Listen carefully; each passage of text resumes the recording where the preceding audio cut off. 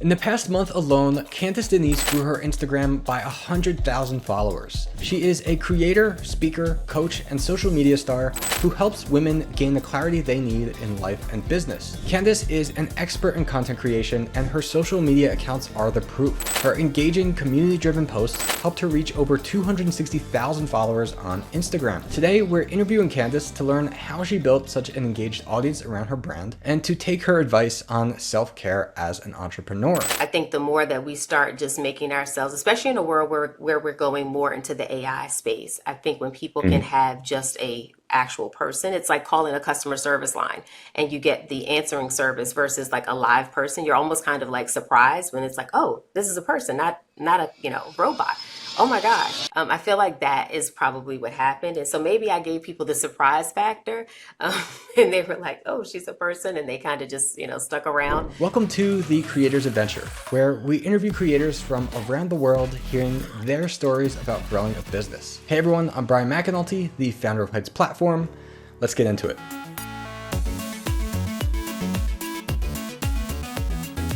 Many have asked me what software I use to record such high quality video for this podcast. I use Riverside, and what's great about Riverside is it records the local camera feed from you and your guests around the world, which means crisp 4K video without having to worry about blurriness due to internet hiccups. Riverside is also a great editor, fitting with my philosophy of making it easy for yourself to create because there is nothing that your guests or you have to download. We also use Riverside's AI magic clips to find interesting moments for our episode intros. And I'm happy to announce that Riverside is sponsoring this episode. And if you sign up at creators.riverside.fm/creatorsadventure and use code creatorsadventure, you'll get 15% off. You can find the link in the episode description as well. Now back to the show.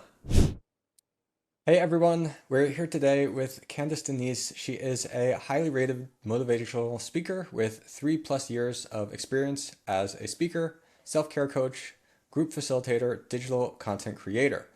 Candice speaks with individuals, groups, and organizations to amplify and empower them to master their well-being. She is the author of the Self-Care for Busy People ebook and creator of the Self-Care Life card deck. Candice, welcome to the show. Thank you for having me, Brian. Great to be here. Yeah, excited to talk with you today. Likewise. My first question is, what would you say is the biggest thing either that you did or you are doing that has helped you to achieve the freedom to do what you enjoy? Yeah, that's such a great question. I would honestly say probably the biggest thing was to work through my own imposter syndrome and self-doubt, because I feel like a lot of times it's not necessarily that you're unable to achieve the freedom that you want, and it's not necessarily others that are stopping you from doing it. More importantly, it's probably the inner critic, the person within you that is talking to you, which is, yourself, and you're kind of picking away as to why you can't. Maybe because of past experiences, maybe because of fear, maybe because of this comparison that you're doing, looking at others and how they're achieving freedom, and maybe because your route doesn't look like theirs. And so I think for myself, being able to work through imposter syndrome and being able to really work through that self-doubt and get to a place where it's not necessarily that it's forever gone. It's one of those things that I've just learned to manage it. And so when those inner critic or those voices come up and try to talk me out of that freedom that I have currently, I have to remember, looking at where I've come from and how I've gotten here, and just really learning to manage and, silence those voices, at least in that moment, so that I can continue to keep living this way. Yeah, that's a great answer. And I like the way that you put it too, because it made me think the idea of imposter syndrome and all that, it shows up in different ways. It's not just like, oh, am I not good enough for this? But I was thinking and connecting that to myself of how I still have times that I feel some kind of worry about something that I'm doing. Yeah. And I'm confident enough in myself and what I'm doing. I've been doing this long enough that it's not so much that, but then when I take a step back and realize, oh, you know what? My audience, like, they don't really care. Yeah. So this thing that I'm too worried about right now, however it's going to go, when it's going to happen, nobody really cares in the way that I do. And so I could probably relax about it and it'll all be okay. Absolutely. Cool. So can you share with us a maybe story of the early days of your career and when you decided to become a motivational speaker and self-care coach, and maybe how did you take the first steps towards that? Yeah. So getting here um, started because I was a creative director prior to this. And so my journey had a few steps even before here, but the last step prior to switching over to this motivational speaker place and this, self care coaching space was honestly the fact that I was working with in my as a creative director, I was working with female entrepreneurs, and I would ask them how are they doing, and they would tell me about their business. Things are going great with work, everything's awesome, and I would say, well, how are you, right? How's the person who's running the business? And it was a little harder for them to answer, or when they would answer, I would hear them say things like, I need to take better care of myself, etc. And so that right there kind of sparked this whole self care coaching piece of me because I understood where they were. I was once them.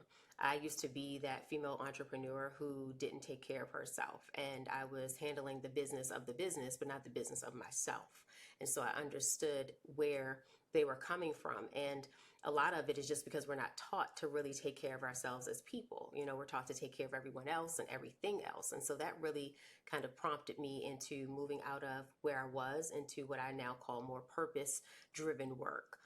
The motivational speaking part of me was more about me accepting that part because I feel like I've always Mm. had the gift of encouragement. It wasn't something that just popped up on the scene. As far as childhood, I can always remember speaking to people, even when I didn't know that I was saying things that were inspiring or encouraging or motivating them, but I was. And so it's always been there with me. It was just me being able to get to a place where I started to own it and started to say, okay, maybe this isn't just a fluke or, I just happened to say the right thing. Maybe this really is a gift and I should really tap into it. And so it just kind of merged at the same time of recognizing being able to coach these women on their self-care, which allowed me to really start being able to motivate them and on their self-care too. And I think that's what helped me to accept that this is a part of the purpose, not just the coaching but the motivation too. Yeah. Okay.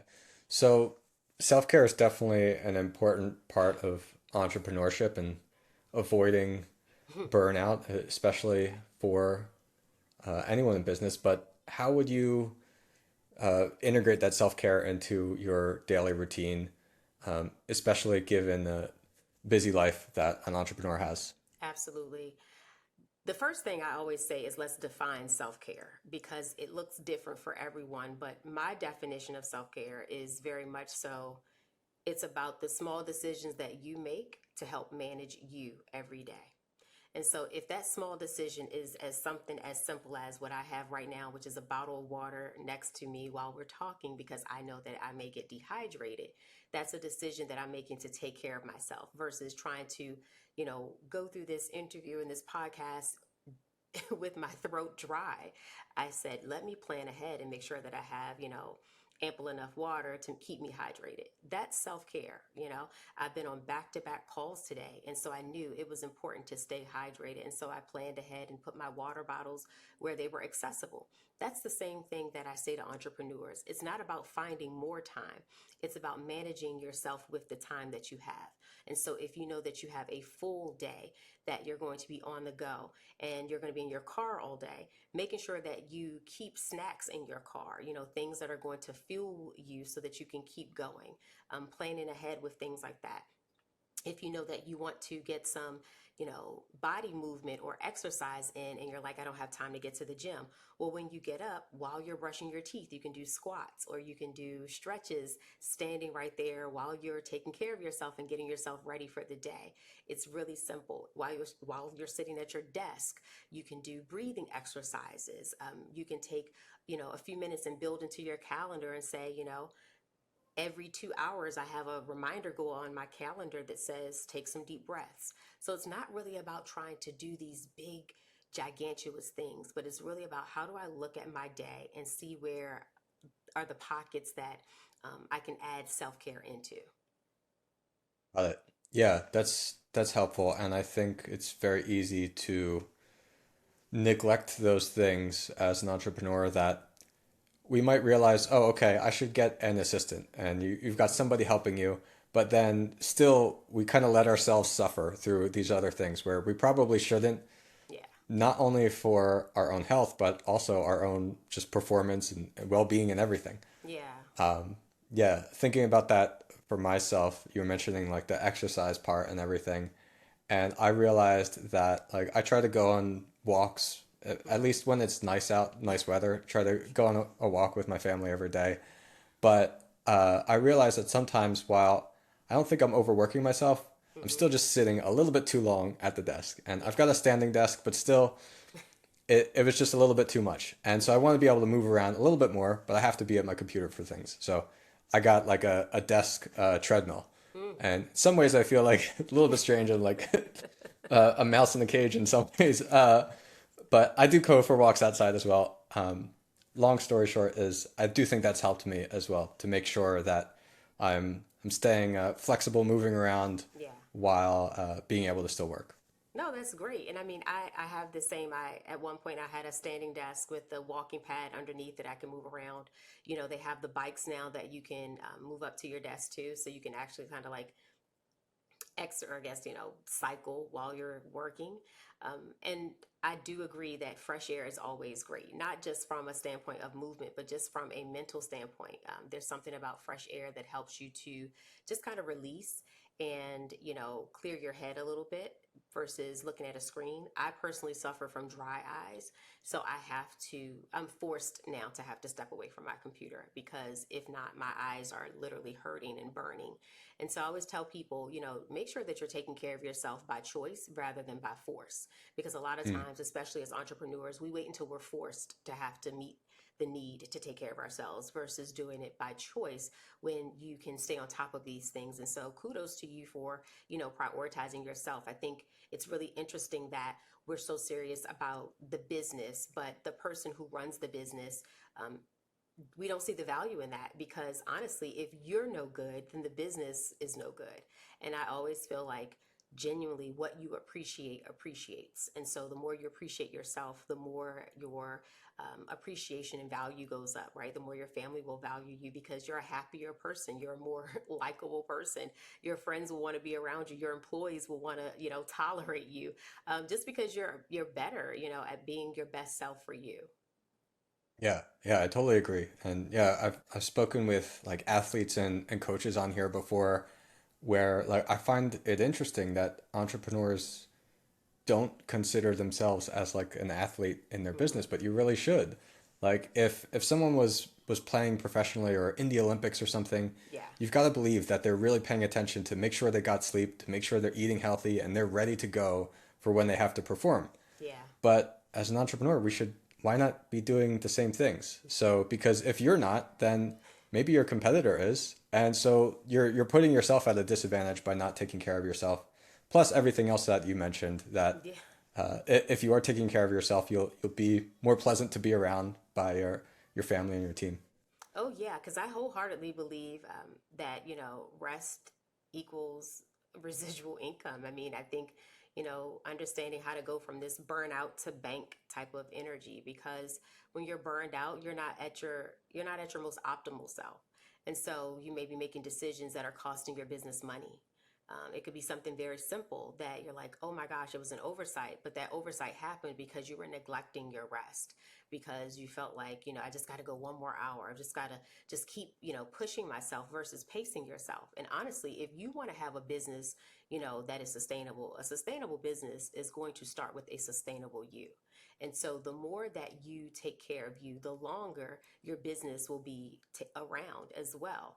A lot of times businesses fail not because the business isn't good, but because the person running the business failed at taking care of themselves first. And so they just weren't able to keep things going. And so if you actually want to see some long standing in your business, then self care is about self preservation. So it's important to preserve yourself now. Yeah. Yeah, I totally agree. And if you think of maybe if someone watching this or listening to this, if you think of where you want to get to, and if you think of those businesses that are two times, 10 times, 100 times beyond where you're at right now, you have to believe that the person running that business Yeah. they're not where they are because they spent like 1 extra hour really pushing to get something done, Mm. but because they had the flexibility to be able to step back and think clearly about what's the best next action that I can take rather than just forcing through whatever they're currently working on. Yeah, I tell people all the time, I'm no longer in my college days where I would push through, cram the night before and stay up. I'm like, that is not how life works for me anymore. And so I have to have rest. Yeah, yeah, me too, definitely. Yeah, I make sure that I get as close to 8 hours of sleep as possible every night. Yeah. And I don't, maybe I'm different, but I don't understand how people go for a sustained time not having that. I feel like I just cannot perform at nearly the same level. At all. And I mean, hey, to each his own. I'm not here to knock it. I just have learned myself. And I think self awareness is really important because some people Mm. are able to, um, run their days off of maybe 5 or 6 hours of rest. Some people really are. And so, who am I to say, no, you can't? You know yourself better than anyone. I think the biggest thing from this conversation in this moment is to be self aware. So, if you know that you need 8 hours in order to be productive and you're only giving yourself 6, then you're already cheating yourself out the next day. You've already started the day behind because you're not giving yourself what you need. So you're starting in a depleted place. But if you know, okay, I can operate off of 6 hours well, I'm good on this, then that's great. So really be self-aware about you and what works for you. Yeah. Can you share a story of where your advice significantly transformed somebody's approach to their self-care well-being? Yeah. So I have an aunt who is currently, I believe she's 73, right? Sorry, 75 now. But maybe about 2 years ago, we were going to Thanksgiving with our family, and so she was driving with me or riding with me, and we were having a conversation just about life. And she looks at me and she says, I'm driving. She's in the passenger seat, and she says, she calls me Can, short for Candice, and she says, Can, I just want you to know I'm better about my boundaries because of you. And so it came out of the blue. I literally was not expecting my 73-year-old aunt to say this to me. And I said, really? I said, do tell more. And so she's like, honestly, because I watch you on Instagram, which is, I think, a tickle in itself. But she's like, I watch you on Instagram and I hear you talking about boundaries and just, really knowing your worth and making sure that people aren't taking advantage of you and things of that sort. And so she said, whether you know it or not, I was like listening. And I have been able to kind of set more boundaries when it comes to my grandchildren and not feeling like I have to always be the babysitter for my kids, and so because I still have a life.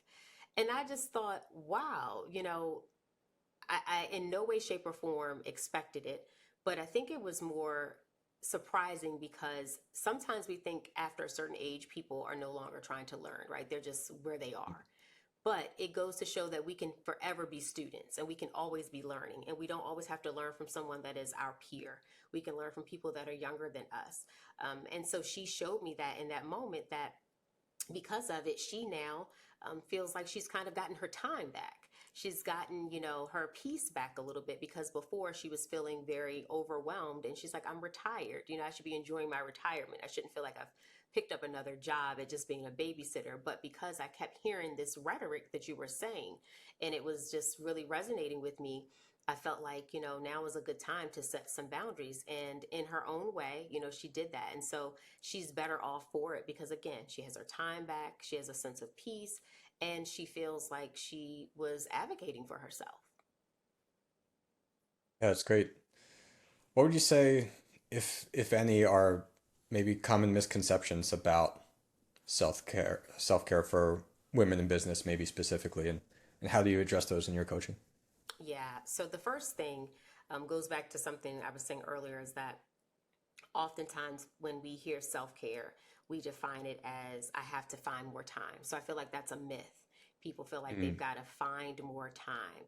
And so that's a lot of the reason why they don't practice self-care because they're like, I don't have the time, right? Especially female entrepreneurs, they're already juggling all of these different balls, whether personally and professionally. And so they're like, where am I supposed to add that in?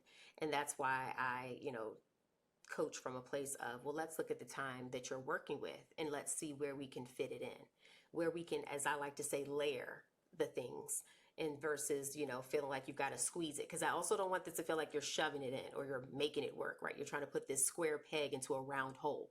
I want to look at realistically, where can we fit this into where it feels organic for you and your schedule. So like, let's look to see, are there moments that you're not eating? Are there moments that you, are just not hydrating yourself? Are there places and spaces where you're not getting your exercise in? So instead of you, taking the elevator to the second floor, maybe you need to start taking the stairs when you go into work, just to kind of give yourself some of that cardio that you're in need of since you can't get to the gym. So we look at, those things, but I feel like that's one of the biggest myths I hear. I need more time. Mm. The second thing that I feel like I hear a lot is not being clear on self-care versus self-pampering. So I'll hear people say, well, I did some self-care, and it's like, well, what did you do? I went to the spa and, I got a massage and I got my mani and my pedi, which are all awesome. Okay. So dear listeners, I am not saying that you cannot do those things. I'm not saying that you shouldn't. What I am saying is that those are more considered self-pampering, which is a part of self-care.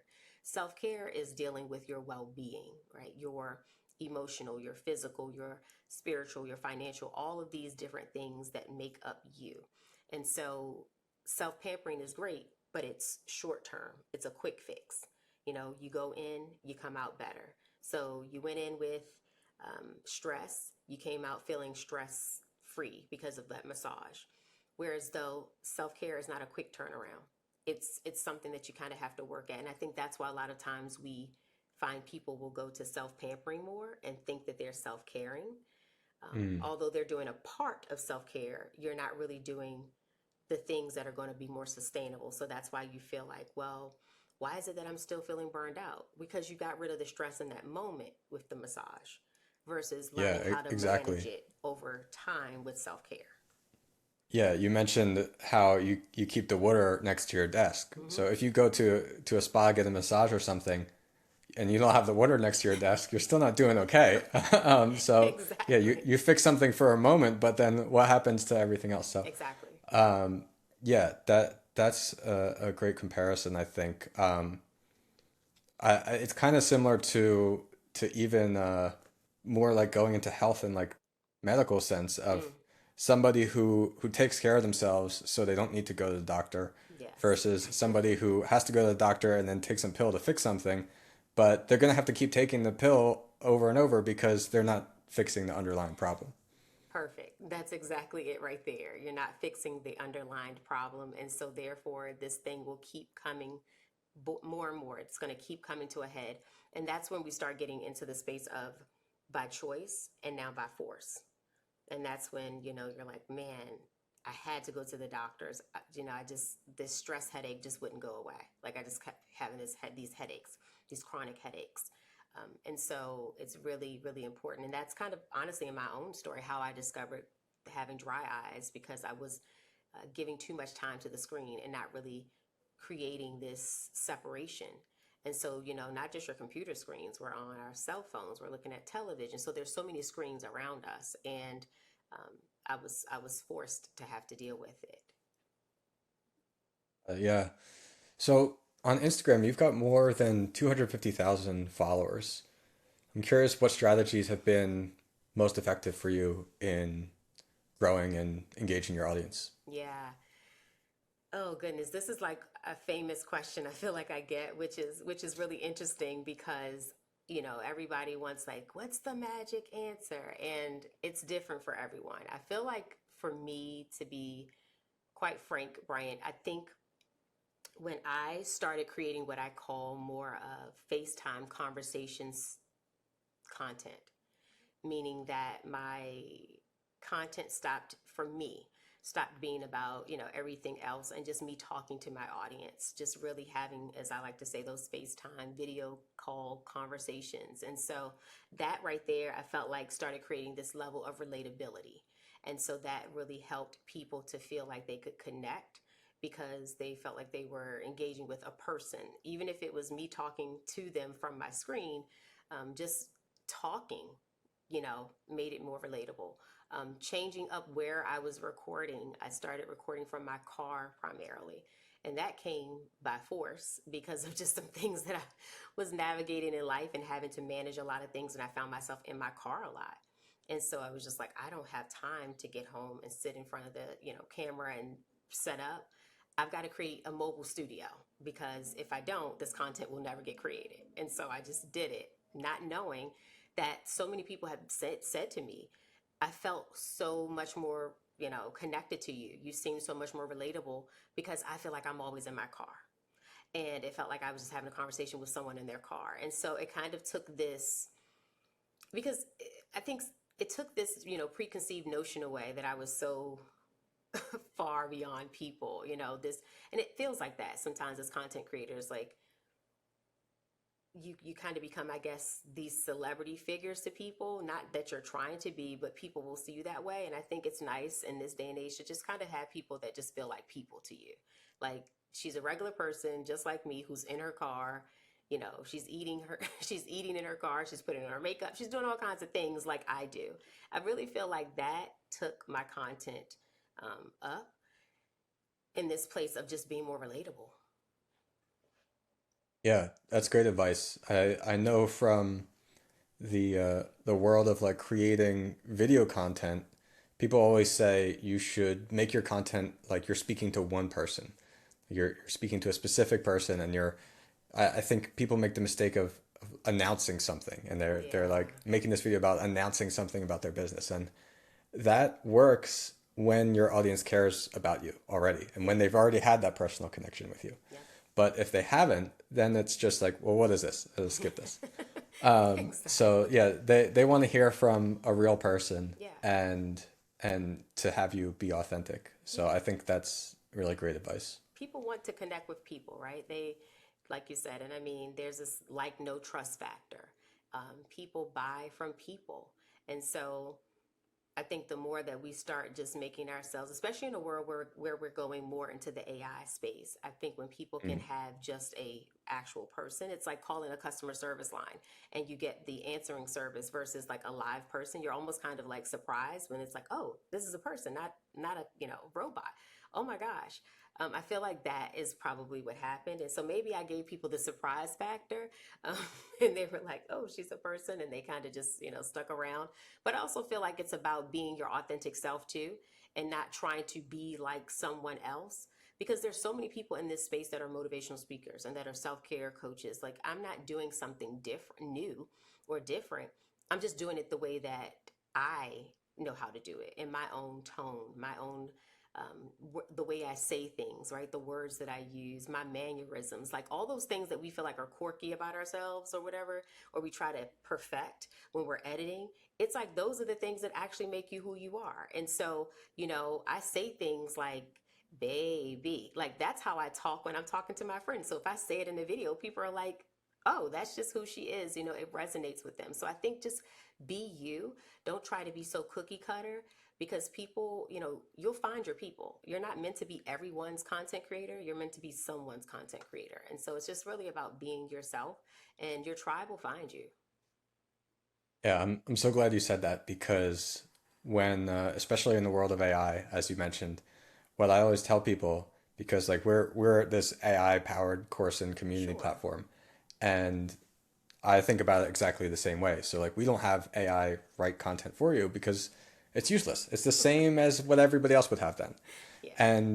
And creators worry about it though. They say, "Man, the AI is coming. Is it all over for me?" Mm, And it's not, because your unique message and your unique experience, that's yeah. everything. Yeah. And like you said, there's going to be other people in your niche that are teaching about a very similar thing or coaching about a very similar thing, but nobody is you. So you have to just be yourself, and that's what people value. That's it. I feel like when people ask me this question, like, how'd you grow? And when you say, like, just be you, it's like, what? That's what you had? I'm like, yeah, that's basically what I did. And I mean, it may or may not work for you. I can't make any promises, but I can tell you that I feel like you will find your people, at least if you do. And here's the other part. It's like, I think also what helped grow is I stopped worrying about the growth.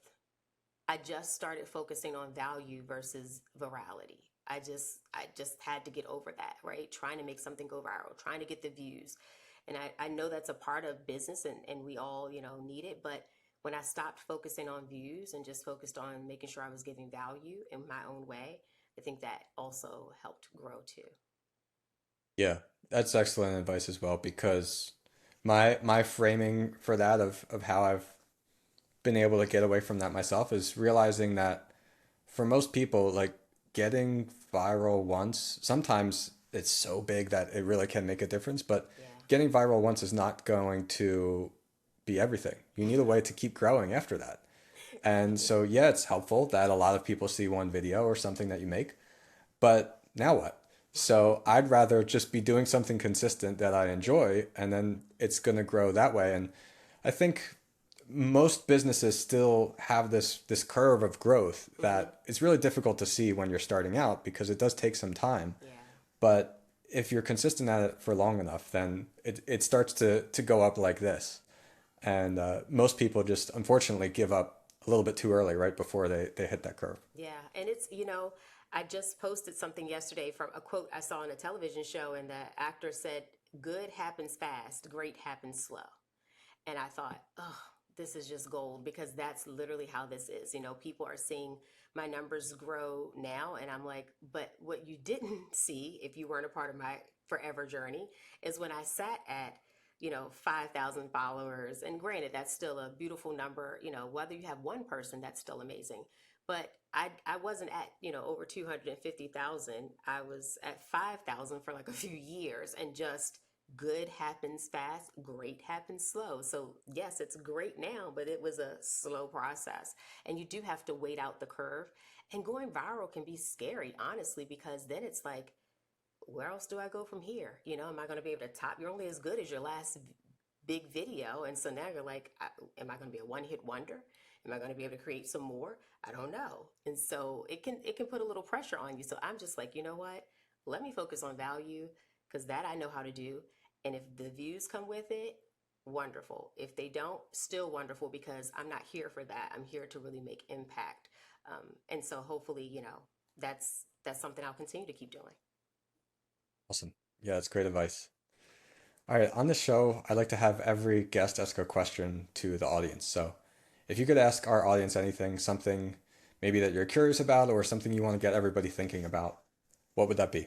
Oof. So many questions. I was like, which one will I pull from? Like, which rabbit out the hat? So I would probably ask the audience, okay, if you could write a letter to your future self right now, and with being who you are, what's one thing about your own self care that you would tell your future self to make sure they stay on top of? It could be anything mentally, physically, emotionally, spiritually, financially. But what's one thing, looking at where you are right now, based on where you want to be in your future self? And future self doesn't have to be years. I mean, like in 6 months or a year from now. What's something that you would, ask that self, that part of you to say, hey, what's something that we're going to work on, that we're going to make sure that we're taking care of ourselves then? Awesome. I like that question. All right. Thanks so much, Candice. Before we get going, where else can people find you online? Yeah, so I hang around a lot on Instagram, so you can find me at Candice Denise. I'm also on TikTok by Candice Denise. I'd love to have you be a part of the community or even stop by and say hello. Thanks so much. Thank you.